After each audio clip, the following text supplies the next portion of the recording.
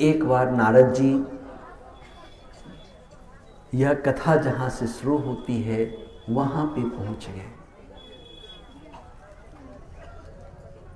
माता पार्वती कैलाश में भगवान के निद्रा से टूटने का इंतजार कर रही है। मां पार्वती का एक नियम है, वो प्रतिदिन जब महादेव ध्यान से उठ जाते हैं तो उनके चरणों को वह जल से पखारती हैं, फिर चरणोदक लेती हैं, भगवान का पूजन करती हैं और प्रसाद जो उन्होंने बनाया है भगवान को पवाती हैं, फिर वो खुद पाती हैं। तो हमारे लिए तो महादेव भगवान हुए, माँ पार्वती हमारे लिए भगवती हुई, लेकिन महादेव के लिए तो वो पत्नी है उनकी। तो उनका जो है महादेव का गृहस्थ जीवन चल रहा है। तो माँ पार्वती इंतजार कर रही हैं कि अगर संभव हो तो महादेव जागे और मैं उन्हें पूजन कर सकूं। लेकिन इतने में क्या होता है कि नारद जी आते हैं और नारद जी पूछते हैं कि अरे माता, इतना विलंब हो गया, ध्यान से सुनोगे, कुछ भी छूटे नहीं, क्योंकि ये कथा आपको घर में जाकर अपने बच्चों को, अपने पति को, अपनी पत्नी को, अपने माता पिता को भी सुनाना है। क्योंकि आप ये कथा जितने लोगों को सुनाओगे उतना आपका भाग्यवर्धन होगा। वह कैसे बताता हूं। जैसे ही भागवत शुरू होती है तुरंत हनुमान जी आ जाते हैं। जैसे ही आप राम की चर्चा शुरू करोगे, कृष्ण की चर्चा शुरू करोगे, शिव की चर्चा शुरू करोगे, तुरंत हनुमान जी आ जाते हैं और वो आपका काम बनाना शुरू कर देते हैं। तो आप अपने घर में अपने पोता पोती, अपने पुत्रों के बीच में, अपने पति पत्नी के बीच में, जहाँ बहुत झगड़े वगड़े चल रहे हैं, सब कुछ घर में ठीक नहीं है, वहाँ पे आप प्रत्येक दिन जो यहाँ से कथा श्रवण करके जाओ, अपने घरों में लोगों के पास बैठकर वह कथा आप डिस्कस करो, उन्हें भी वह कथा बताओ, तो हनुमान जी वहाँ आ जाएंगे। और जब सोचो कि ऐसे तो हनुमान जी आएंगे नहीं, लेकिन जैसे ही कथा होगी वैसे ही आ जाएंगे। माँ जानकी का वरदान उन्हें प्राप्त हुआ है। तो जब हनुमान आपके घर में आ गए तो आपके घर में और कोई रुकेगा क्या? कभी नहीं रुकेगा। इसलिए प्रत्येक दिन जो कथा यहाँ से सुनो, अपने घर में पलंग पे सोते वक्त, खाना खाते वक्त, टीवी देखते वक्त, बच्चों के साथ मिलकर के, पूरे परिवार के साथ इस कहानी को रोज सुनो। आप देखोगे कुछ ही दिन में जैसे हनुमान जी का पहरा तेज होगा, सारे के सारे चले जाएंगे। तो अभी आप ध्यान से सुने कि माँ पार्वती प्रत्येक दिन क्या काम कर रही है, अपने पति का ध्यान कर रही है कि पति पूजा से उठेंगे, महादेव ध्यान में रहते हैं, तो ध्यान से उठेंगे तब उनके चरणों को जल से पखारूंगा। यहाँ पे कितनी माताएं जो अपने पति के चरणों को जल से पखारती हैं? कोई हैं? देख लो, एक कथा चल रही महादेव की, स्थिति ये है, एक आध माताएं हैं और ये कथा सिखा रही है। अगर जरा सोचो कि आप अपने पति के चरणों को जल से पखारोगे तो कभी झगड़े होंगे क्या? कभी झगड़े नहीं होने वाले। लेकिन यहाँ पे पति के चरणों को जल से कौन पखारे? सवेरे सवेरे मार झाड़ू मार बार है। हाँ जी, सब यही करते। घर में तो ऐसे पति की स्थिति हो जाती कि बेचारा जीता रहे तो अलग, मरता रहे तो अलग। अब जिनकी शादी हो गई है वो तो दिल की बात को बड़ी अच्छे से समझ रहे होंगे, और जिनकी शादी नहीं हुई है, जो अब शादी करने की तरफ बढ़ रहे हैं, वो तो बेचारे सोच रहे हैं महाराज जी अभी से डरा रहे हैं मेरे को, खुद तो शादी कर लिए हैं, अब हमारी बारी है तो पहले ही से ही। लेकिन भागवत देखिए बताता है कि पत्नी धर्म क्या है और पति का धर्म क्या है। क्योंकि जब विवाह होता है तो मां सीता भी मां पार्वती का ही आशीर्वाद लेने गई थी। वन में सीता मां जानकी जो है सो मां पार्वती का आशीर्वाद लेने गई। मां रुक्मणी भी मां पार्वती का पूजन करने गई, तब जाकर के कृष्ण आए थे लेके लिए। तो जो सर्वेश्वरी है, जो गृहस्थ चलाने में पारंगत है, जिनका गृहस्थ जीवन बहुत सुंदर है, वो कौन है? कैलाशपति। शिव का परिवार कितना भरा पूरा है। शिव, मां पार्वती, गणेश, कार्तिकेय, गणेश के संग उनकी दोनों पत्नी रिद्धि सिद्धि, सभी मंगल से रहते हैं। शिव बताते हैं कि घर में शांति कैसे आती है। घर में प्रेम से रहेंगे तो फिर कहीं पे भी जो है सो कोई नुकसान नहीं होगा, कोई हानि नहीं होगी। पत्नी का कर्तव्य है कि सुबह में उठ करके वो अपने पति को जरूर प्रणाम करे। रात में सोने जाए उस समय भी प्रणाम करे। बाकी समय आप जितना भी कूट सकते हो कूटो, उसके लिए कुछ नहीं है, लेकिन ये 2 समय तो होना चाहिए पूजा। अब मन में भ्रास रहेगा तो बगैर कुटाए तो होगा नहीं। महाराज जी एक ही तरफ का बात कर रहे हो आप, एक तरफा बात नहीं चलना चाहिए, तो एक तरफा का नहीं। और पति का भी धर्म है। महादेव किस तरह से धर्म निभाते हैं आगे की कथा में देखेंगे। पहले तो मां का वर्णन आता है।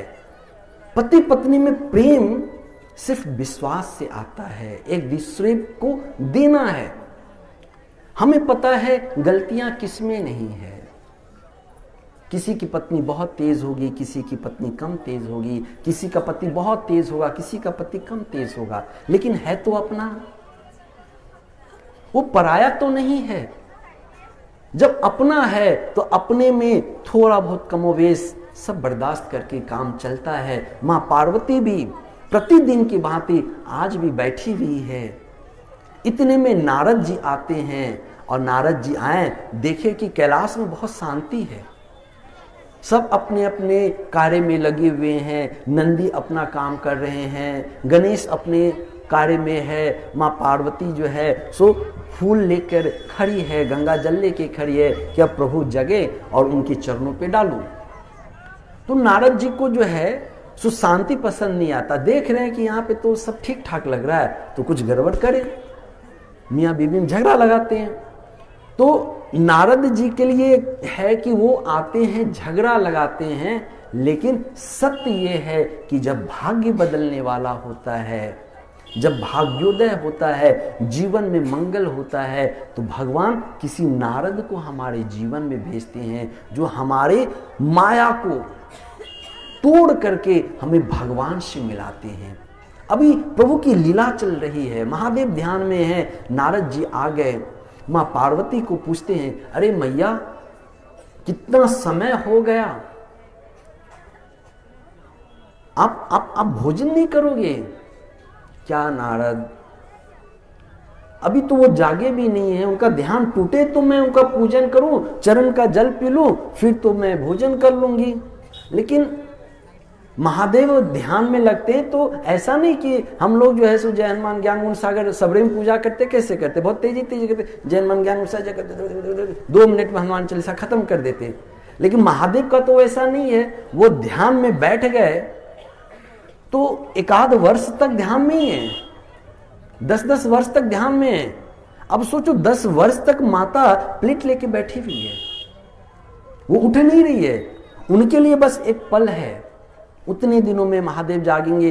तो नारद कहते, अरे मैया प्रभु तो न जाने, ये तो अखंड योगी हैं, इनका कब ध्यान लग जाए कौन जानता है, करोड़ों वर्षों तक ये ध्यान में रह जाते हैं। ऐसे महादेव को आप कब तक इंतजार करोगे? प्रसाद पालो, देखो कितने आप दुबले हो गए हो। अरे नहीं नारद। हाँ, अब नारद जी जो है शुरू किए अपनी लीला।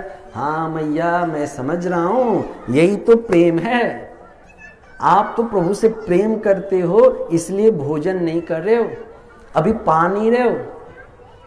तो मां पार्वती कहती है, अरे वो भी तो मुझसे प्रेम करते हैं ना, प्रेम तो दोनों तरफ से होता है। तो नारद कहते, अरे मैया आप जितना प्रेम करते हो प्रभु उतना प्रेम करते थोड़ी जो है। नहीं नहीं नारद, ये तुम्हारी आदत है, दोनों में झगड़ा लगवाओगे क्या? अरे नहीं मैया, झगड़े की बात नहीं है, सच्ची सच्ची बताता हूं, महादेव ने आपको वो मुंड की कहानी सुनाई है। अब माता के मन में शंका घुस गया। शक का तो कोई इलाज नहीं है, अब जानते हो, पूरी दुनिया एक तरफ चल जाए, सब कुछ नष्ट हो जाए, फिर भी शक खत्म नहीं होता है। नारद जी ने शक का बीज डाल दिया कि वो मुंडी वाला कहानी सुनाया कि नहीं आपको? तो मैया बोलती नहीं, अभी तक तो नहीं सुनाया, बहुत याद करती है।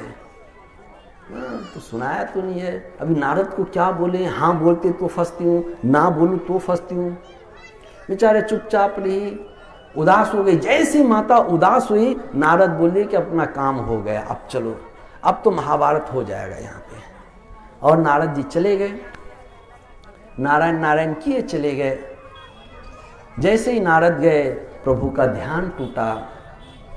अब महादेव का ये नित्य प्रति का आदत है कि जैसे ही ध्यान टूटता है, झट माँ पार्वती आ जाती हैं, उनके चरणों को पखारती हैं और वो जल पाती हैं। अब महादेव उठ गए हैं, लेकिन माँ पार्वती अभी तक आई नहीं।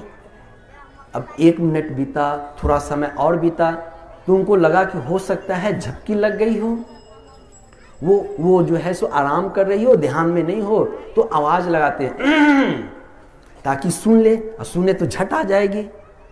अब वो भी नहीं आए, तो बोलते ओम नमः शिवाय, ओम नमः शिवाय, आनंद आ गया। तो भी मैया पास नहीं आए।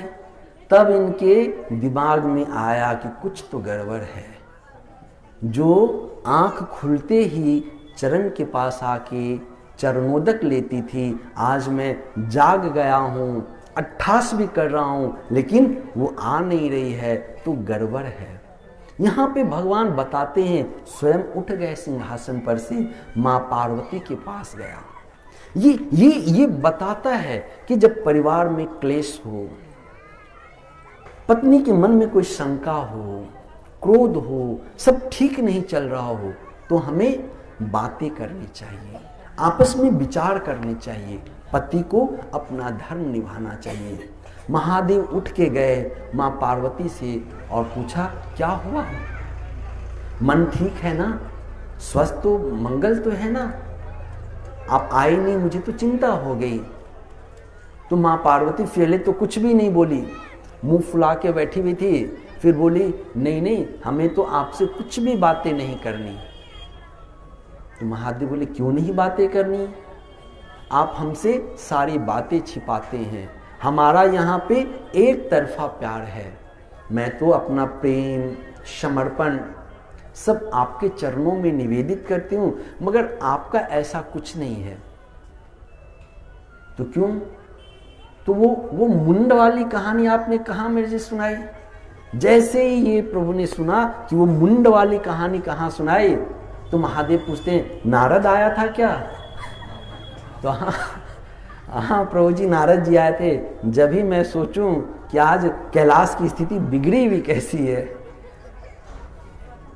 तो नारद जब आ गए तो महादेव खुश हो जाते हैं, क्योंकि नारद जब आते हैं तो हरि का आगमन होता है, नारायण का आगमन होता है, और शिव को सबसे प्यारा, महादेव को सबसे प्यारा हरि है, कृष्ण है। तो जैसे ही नारद आया तो वो समझ गए कि प्रभु चाहते हैं कि मैं कोई नई लीला करूं, उस रहस्य का उद्घाटन करूं जो रहस्य अब तक दबा हुआ है, छिपा हुआ है। तो देवी, तुमने कभी पूछा ही नहीं, इसलिए मैंने नहीं बताया, वरना मैं तो झूठ कहता ही नहीं। तो प्रभु जी, ये मुंड क्या है? तो महादेव कहते हैं, ये जो मुंड है, तुम्हारे मन में जो शंका है, उस शंका का ही प्रश्न है। तुम ये सोचती हो कि मेरे गले में इतने सारे जो मुंड लटके हुए हैं, ये कौन है, किसके हैं, ये किसकी कहानी है? तो हे देवी, ये जितने मुंड हैं, ये सब के सब मुंड मेरी प्रेम कहानी है। माँ पार्वती समझी, प्रेम कहानी? हाँ देवी, ये जितने मुंड हैं, ये सब के सब तुम्हारे मुंड हैं। मां पार्वती चौंक गई, मेरे मुंड हैं प्रभु? क्या क्या बहकी बहकी बातें आप कर रहे हो? ऐसा थोड़ी जो होता है, मैं तो आपके पास हूं।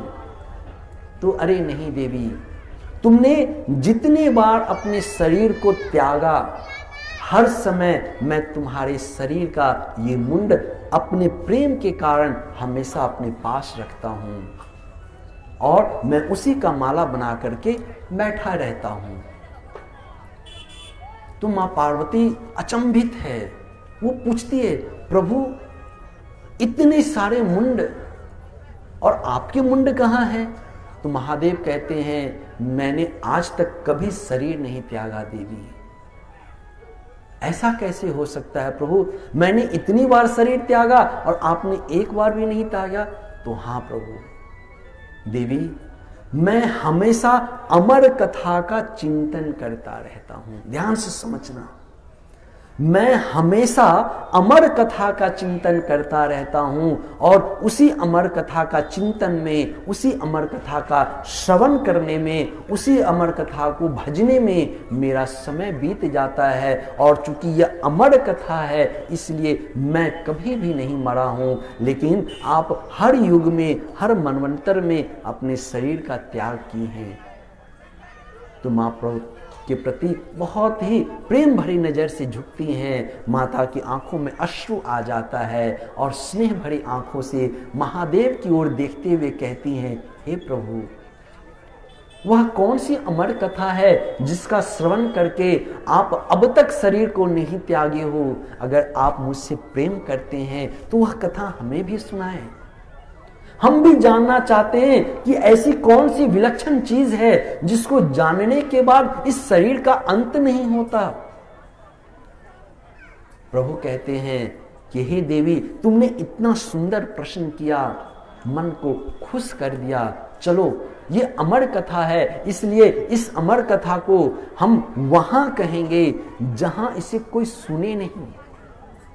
हर कोई इसे सुन नहीं सकता, हर कोई इस कथा का अधिकारी नहीं हो सकता। मां पार्वती के संग नंदी पे बैठ गई, दोनों लोग आसमान में विराजमान हो गए और विचरण करने लगे। कैलाश से विचरण करते करते करते प्रभु अमरनाथ की गुफा में पहुंचे। चारों तरफ एकांत था, कोई कहीं नहीं, निर्जन निर्झर वन। महादेव ध्यान मुद्रा में बैठ गए, अपने एक चरण को नीचे रखा, पलथी के दूसरे चरण को शिखा पे रखा। कथा की मुद्रा में बैठ करके मां पार्वती से कहते हैं, देवी तुम जाओ और देख के आओ कोई आसपास तो है तो नहीं, क्योंकि यह कथा हर किसी को नहीं मिलनी चाहिए। ध्यान समझे, जिनको भगवान बुलाए हैं वही यहां आएगा। जिनको भगवान बुलाएं, और आप में से जितने लोग आज यहां पे हैं सबको भगवान ने बुलाया है, सबको भगवान ने प्यार दिया है। और आप साधारण आत्माएं नहीं हैं, आप किसी न किसी जन्म में भगवान के परम भक्त रहे होंगे, कृष्ण के परम भक्त रहे होंगे। कभी बनिया बने होंगे, कभी क्षत्रिय बने होंगे, कभी ब्राह्मण बने होंगे, कभी चीजें बने होंगे, कभी चिड़िया बने होंगे, लेकिन हर समय हमेशा भगवान को याद करते होंगे। भगवान से यह संकल्प लिए होंगे कि हे भगवान, जब भी मेरा जन्म हो तो संगति तुम्हारी हो, कथा में तुम्हारा श्रवण करूं, इसलिए भगवान ने आपको यहां बुलाया है। 4-5 दिनों से यहां कितना एडवर्टाइज हुआ, बैनर लगे, लेकिन कितने लोग आए? इतने ही लोग यहां पे हैं? नो, बहुत सारे लोग हैं, ये क्षेत्र बहुत बड़ा है, लेकिन जिसका भाग्य उदय होने वाला है वह स्वतः यहां आ जाएगा, उसका चरण अपने घर में नहीं रुकेगा,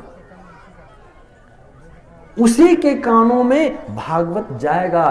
क्योंकि यह अमर करने वाली कथा है। जो कथा शिव ने मां पार्वती को दिया वह साधारण नहीं हो सकता है। हम कलयुगी इंसान हैं, इनका महत्व को नहीं जानते, लेकिन जैसे जैसे हम कथा श्रवण करने लग जाएंगे हमारा प्रेम बढ़ने लगेगा, और जब हमारा प्रेम बढ़ने लगेगा तो सत्य को हम पहचान जाएंगे।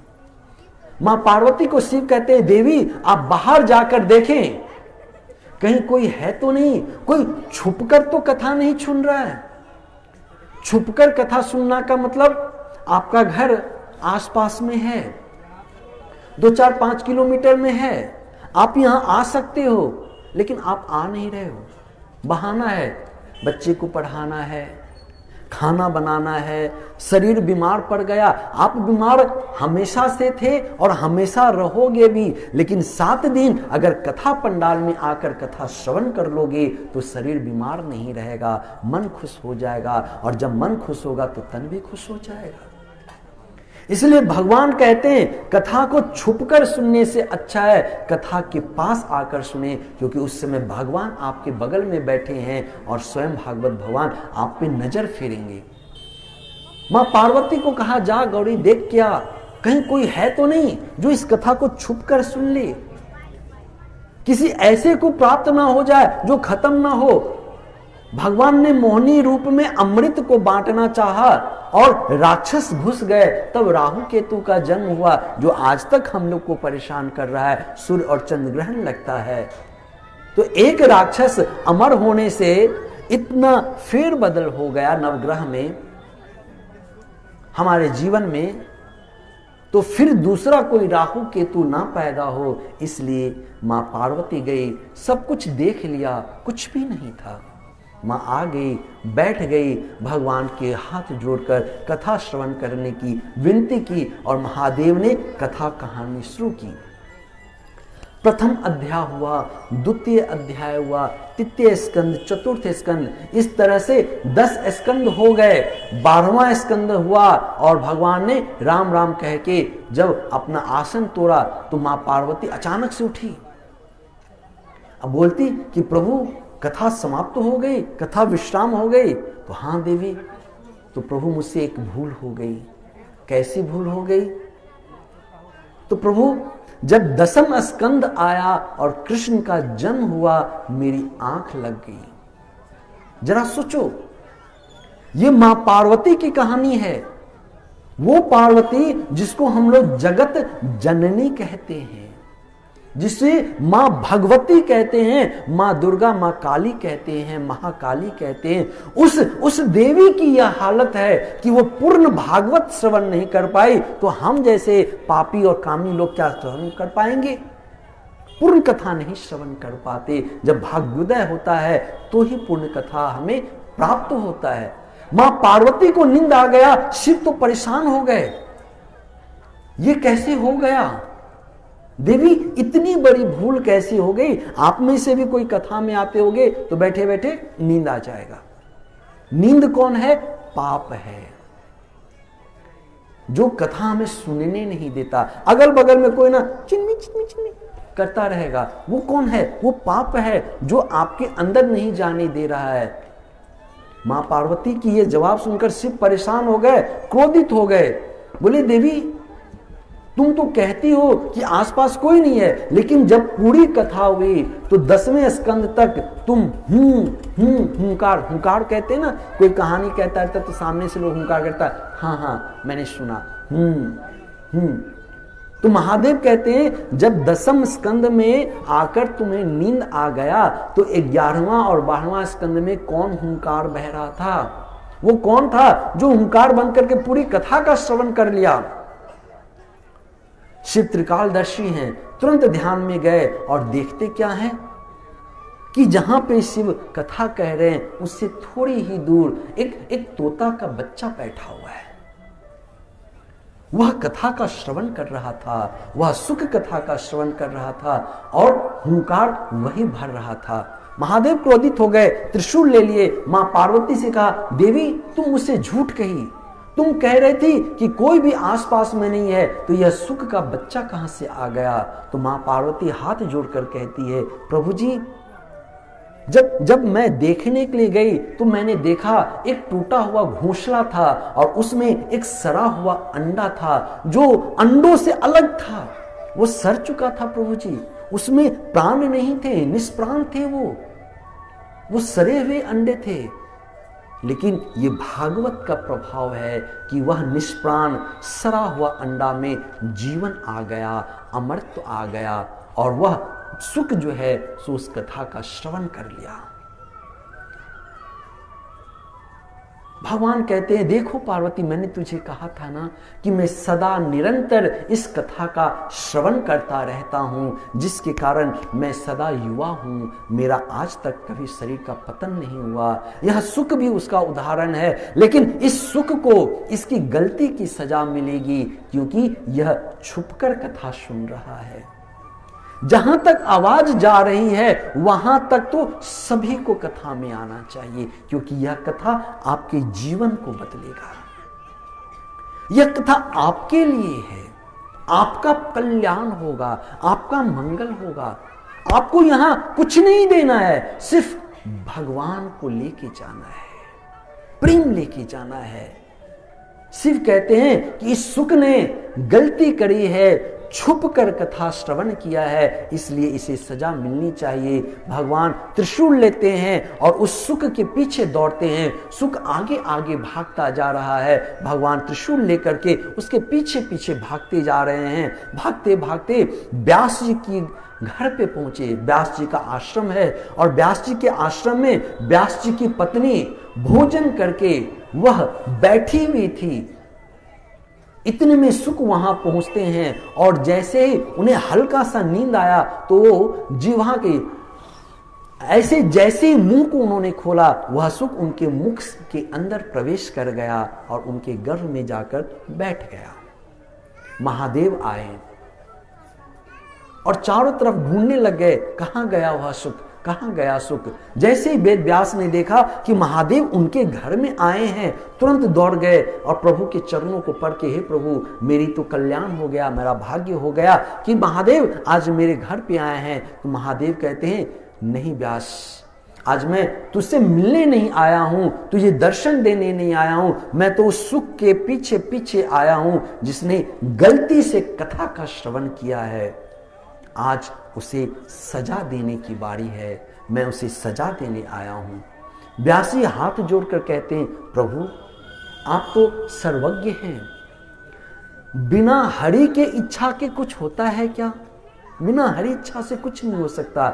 जब तक हरि नहीं चाहे होंगे तब तक अमर कथा यह कोई भी सुन ही नहीं सकता। इसलिए आप निश्चिंत होकर जाएं, निश्चित रूप से हरि की कोई महिमा होगी, हरि की कोई लीला होगी। प्रभु आप कैलाश पधारे, अगर कोई होगा तो मैं आपको उसे कैलाश पे लेके आ जाऊंगा। महादेव कैलाश चले गए और ध्यान में रत हो गए। जब ध्यान लगाए तो देखते क्या है कि अरे ये कोई साधारण सुख नहीं है, ये कौन है? तो ये सुख तो राधा और कृष्ण के बीच में बैठा हुआ है। ध्यान लगाते ही गोलोक पहुंच गए महादेव, और महादेव देखते क्या है कि कृष्ण एक जगह बैठे हुए हैं, राधा एक किनारे में बैठी हुई है, और दोनों के बीच में यह तोता जो है, यह जो सुख है, वह बड़े आराम से मुस्कुरा रहा है। कृष्ण की तरफ जब घूमता है तो कृष्ण कहते हैं, अरे सुख, जरा राधे राधे कह के तो दिखा।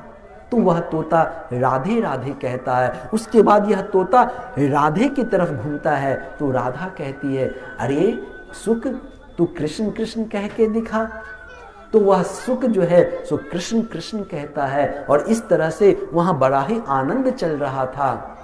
तो भगवान कहते हैं, सुख तुझे अब पृथ्वी पे जाना होगा, तुम्हें पृथ्वी पे जाना है, क्योंकि कलयुग आ गया है और कलयुग में भगवान के नाम का संकीर्तन तुझे कराना होगा, लोगों को सिखाना होगा, लोगों को बताना होगा। सुख भगवान की आज्ञा मानकर चल देते हैं, और वही सुख है जो अमरनाथ पे पहुंच गए। महादेव को संतोष हो गया कि ये तो हरि का भक्त है, ये तो हरि का दास है। वो कैलाश में ध्यान मग्न हो गए, मां पार्वती अमर हो गई। अब यहां पे व्यास जी के आंगन में उनकी पत्नी को 13 वर्ष हो गए। 13 वर्ष तक सुख उनके गर्भ में था।